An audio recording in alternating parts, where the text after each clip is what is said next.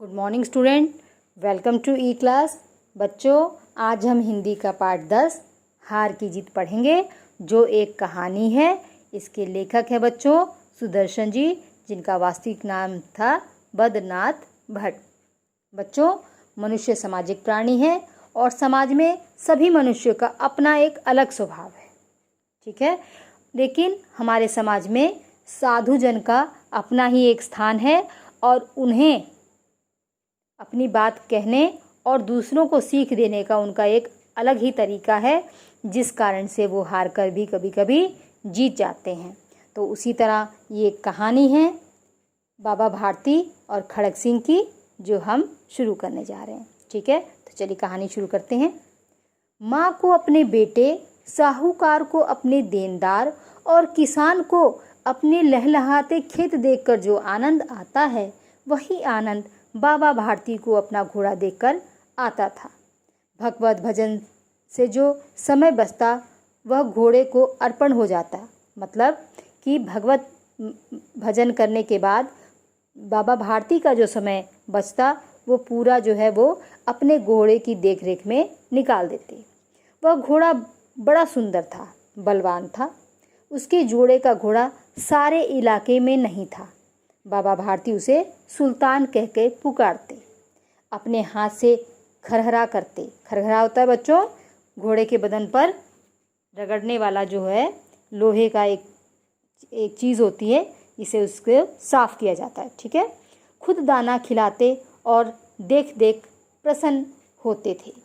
ऐसी लगन, ऐसा प्यार, ऐसे स्नेह को कोई सच्चा प्रेमी अपने प्यार को भी ना चाहता होगा। इतना प्रेम करते थे बाबा भारती सुल्तान से।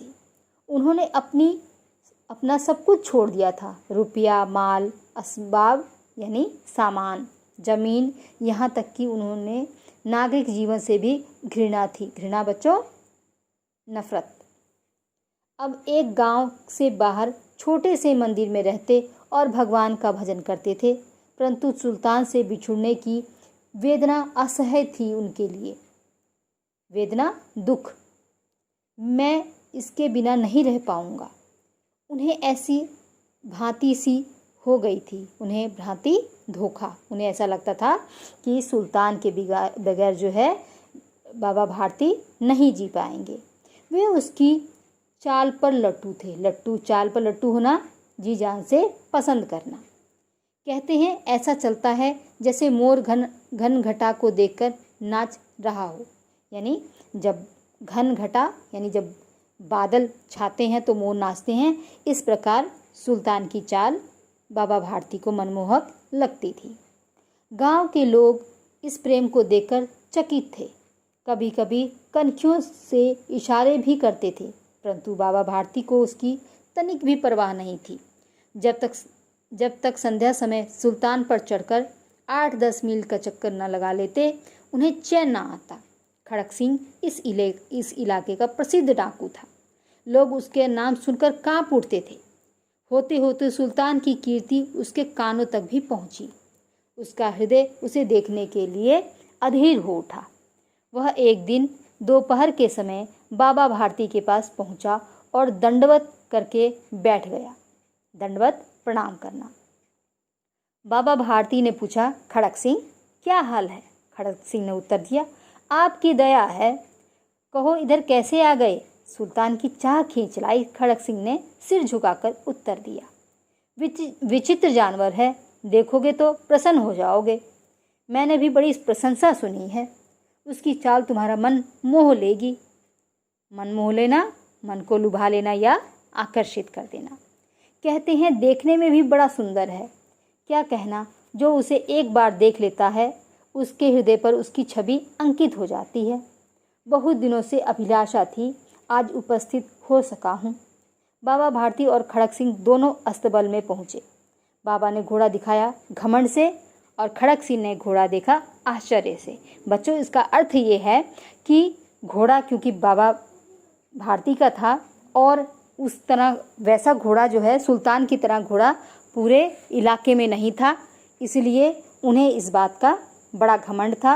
और खड़ग सिंह ने भी ऐसा घोड़ा नहीं देखा था, इसलिए वह उस घोड़े को आश्चर्य से देखने लगा। उसने सहस्त्रों घोड़े देखे थे, परंतु ऐसा बांका यानी सुंदर घोड़ा उसकी आंखों से कभी ना गुजरा था। सोचने लगा, भाग्य की बात है, ऐसा घोड़ा खड़क सिंह के पास होना चाहिए। इस साधु को ऐसी चीज़ों से क्या लाभ। कुछ देर तक आश्चर्य से चुपचाप खड़ा रहा। इसके पश्चात हृदय में हलचल होने लगी। बाल को किसी अधीरता अर्थात बेचैनी से बोला, परंतु बाबा जी इसकी चाल ना देखी तो क्या। बाबा जी ने भी मनुष्य थे, अपनी वस्तु की प्रशंसा दूसरे के मुख से सुनने के लिए उनका हृदय भी अधीर हो गया। घोड़े को खोलकर बाहर लाए और उसकी पीठ पर हाथ फेरने लगे। एकाएक उचक कर सवार हो गए। घोड़ा वेग सा उड़ने लगा। उसकी चाल देखकर खड़क सिंह के हृदय पर सांप लौट गया। सांप लौटना बच्चों, ईर्ष्या होना। वह डाकू था और जो वस्तु उसे पसंद आ जाए उस पर वह अपना अधिकार समझता था। उसके पास बाहुबल था और आदमी थे। जाते जाते उसने कहा, बाबा जी, मैं यह घोड़ा आपके पास रहने नहीं दूंगा। बाबा जी डर गए। अब उन्हें रात को नींद नहीं आती थी। सारी रात अस्तबल की रखवाली में कटने लगी।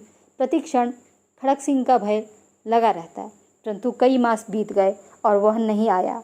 यहाँ तक कि बाबा भारती कुछ लापरवाह हो गए। इस भय को स्वप्न के भय की नाई मिथ्या समझने लगे। नाई मिथ्या, किसी झूठे सपने की तरह वो उसे समझने लगे। संध्या का समय था। बाबा भारती सुल्तान की पीठ पर सवार होकर घूमने जा रहे थे। इस समय उनकी आंखों में चमक थी और मुख पर प्रसन्नता। कभी घोड़े के शरीर को देखते, कभी उसके रंग को, और मन में फूले न समाना, बहुत प्रसन्न होना।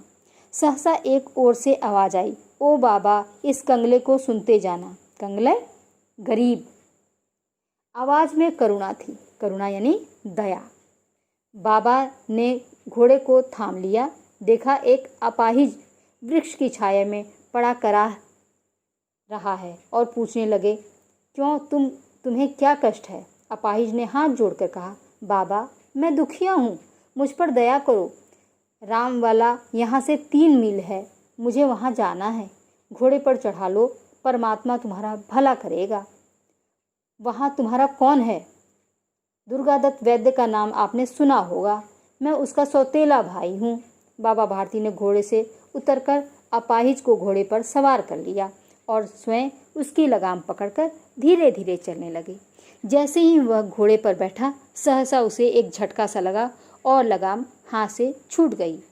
उसके आश्चर्य का ठिकाना न रहा जब उन्होंने देखा कि अपाहिज घोड़े की पीठ पर तन कर बैठा है और घोड़े को दौड़ाए जा रहा है। अब तक खड़क सिंह अपनी असली रूप में आ गया था। उसके मुख से भय, विस्मय और निराशा से मिली हुई चीख निकल गई। वह अपाहिज खड़क सिंह डाकू था। बाबा भारती कुछ देर चुप रहे और इसके पश्चात कुछ निश्चय करके पूरे बल से चिल्लाकर बोले, जरा ठहर जाओ। खड़क सिंह ने यह आवाज़ सुनकर घोड़ा रोक लिया और उसकी गर्दन पर प्यार से हाथ फेरते हुए कहा, बाबा जी, अब मैं यह घोड़ा नहीं दूंगा, परंतु एक बात सुनते जाओ। खड़क सिंह ठहर गया। बाबा भारती ने निकट आकर उसकी ओर ऐसी आंखों से देखा जैसे बकरा कसाई की ओर देखता है और कहा, यह घोड़ा तुम्हारा हो चुका है, मैं तुम्हें इससे वापस करने के लिए नहीं करूँगा। परंतु खड़क सिंह, केवल एक प्रार्थना करता हूँ, उसे अस्वीकार मत करना, नहीं तो मेरा दिल टूट जाएगा। बाबा जी, आज्ञा दीजिए, मैं आपका दास हूँ, केवल यह घोड़ा नहीं दूंगा। अब घोड़े का नाम मत लो, मैं तुमसे इसके विषय में कुछ नहीं कहूँगा। मेरी प्रार्थना केवल यह है कि इस घटना को किसी के सामने प्रकट मत करना। खड़क सिंह का मुख आश्चर्य से खुला रह गया। उसका विचार था कि मुझे इस घोड़े को लेकर यहाँ से भागना पड़ेगा, परंतु बाबा भारती ने स्वयं उससे कहा कि इस घटना को किसी के सामने प्रकट मत करना, इससे क्या प्रयोजन सिद्ध हो सकता है। खड़क सिंह ने बहुत सोचा, परंतु कुछ समझ ना सका। हारकर उसने अपनी आंखें बाबा भारती के मुख पर गड़ा ली और पूछा, बाबा जी, इसमें आपको क्या डर है। सुनकर बाबा भारती ने उत्तर दिया, लोगों को यदि इस घटना का पता लग गया तो वे किसी गरीब अपाहिज पर विश्वास नहीं करेंगे। यह कहते कहते उन्होंने सुल्तान की ओर से इस तरह मुंह मोड़ लिया जैसे उनका उनसे कभी संबंध ही नहीं रहा हो। बाबा भारती चले गए, परंतु उनके शब्द खड़क सिंह के कानों में उसी प्रकार गूंज रहे थे। सोचता था कैसे ऊंचे विचार हैं, कैसे पवित्र भाव हैं। उन्हें इस घोड़े से प्रेम था। इसे देखकर उसका मुंह फूल की नाई खिल जाता था। कहते थे इसके बिना मैं नहीं रह सकूंगा। इसकी रखवाली में वे कई रात सोए नहीं। भगवत भक्ति न कर रखवाली करते रहे, परंतु आज उनके मुख पर दुख की रेखा तक न दिख पड़ती थी। उन्हें केवल यह ध्यान था कि कहीं लोग गरीबों पर विश्वास करना न छोड़ दे। उन्होंने अपनी निज की हानि को मनुष्यत्व की हानि पर न्यौछावर कर दिया। ऐसा मनुष्य मनुष्य नहीं देवता है। तो बच्चों देखिए, यहाँ तक कहानी में क्या हुआ है कि खड़क सिंह ने जो है बाबा भारती से घोड़ा ले लिया है, ठीक है। लेकिन ये कितनी बड़ी बात है कि बाबा भारती उसे ये कहते हैं कि ये बात मत बताना। क्यों? क्योंकि फिर कोई गरीब को देखकर मदद नहीं करेगा। वो यही सोचेगा कि जैसे बाबा भारती के साथ धोखा हुआ है उस तरह हमारे साथ भी धोखा हो सकता है, ठीक है। आगे पढ़ते हैं। रात्रि के अंधकार में खड़क सिंह बाबा भारती के मंदिर में पहुंचा। चारों ओर सन्नाटा था। आकाश में तारे टिमटिमा रहे थे। थोड़ी दूर पर गांव के कुत्ते भौंक रहे थे। मंदिर के अंदर कोई शब्द न सुनाई देता था। खड़क सिंह सुल्तान की बाग पकड़े हुए था। वह धीरे धीरे अस्तबल के फाटक तक पहुंचा। फाटक किसी वियोगी की आंखों की तरह खुला था। किसी समय बाबा भारती वहां स्वयं लाठी लेकर पहरा देते थे, परंतु आज उन्हें किसी चोरी, किसी डाके का भय नहीं था। क्यों नहीं था बच्चों? क्योंकि जो घोड़ा था वो तो जा चुका था, तो अब बाबा भारती किसकी पहरेदारी करें? खड़क सिंह ने आगे बढ़कर सुल्तान को उसके स्थान पर बांध दिया और बाहर निकलकर सावधानी से फाटक बंद कर दिया। इस समय उसकी आंखों में नेकी के आंसू थे। रात्रि का तीसरा पहर बीत चुका था। चौथा पहर आरंभ होते ही बाबा भारती ने अपनी कुटिया से बाहर निकल ठंडे जल से स्नान किया। उसके पश्चात इस प्रकार जैसे कोई स्वप्न में चल रहा हो, उनके पांव अस्तबल की ओर बढ़ गए। क्यों बढ़ गए बच्चों? क्योंकि उन्हें आदत थी, ठीक है, वो नहाने के बाद सुल्तान के पास जाते थे उसे घास चारा खिलाने के लिए। परंतु फाटक पर पहुंचकर उन्हें अपनी भूल प्रतीत हुई। साथ ही घोर निराशा ने पाँव को मन का भारी बना दिया। मन का भारी यानी बहुत भारी बना दिया। उन्हें पैर आगे बढ़ाने में कष्ट हो रहा था। वे वहीं रुक गए। घोड़े ने अपने स्वामी की पाँव के चाप को पहचान लिया और जोर से हिनहिनाया। बाबा भारती आश्चर्य और प्रसन्नता से दौड़ते हुए अस्तबल के अंदर गए और अपने प्यारे घोड़े के गले से लिपटकर इस प्रकार रोने लगे मानो कोई पिता बहुत दिन बाद अपने बिछड़े हुए पुत्र से मिल रहा हो। बार बार उसकी पीठ पर हाथ फेरते, बार बार उसके मुंह पर थपकियां देते। फिर वे संतोष से बोले, अब कोई गरीबों की सहायता से मुंह नहीं मोड़ेगा। तो देखा बच्चों किस प्रकार डाकू खड़क सिंह, जो इतना प्रसिद्ध वहाँ का कुख्यात डाकू था, जिसके आगे अच्छे अच्छे खड़े नहीं हो पाते थे, उसे एक साधारण से साधु ने किस प्रकार सीख दी। ठीक है बच्चों, उम्मीद करती हूँ आपको ये कहानी बहुत अच्छी लगी होगी। इस कहानी को ध्यान से याद कीजिएगा। ठीक है, ओके, थैंक यू।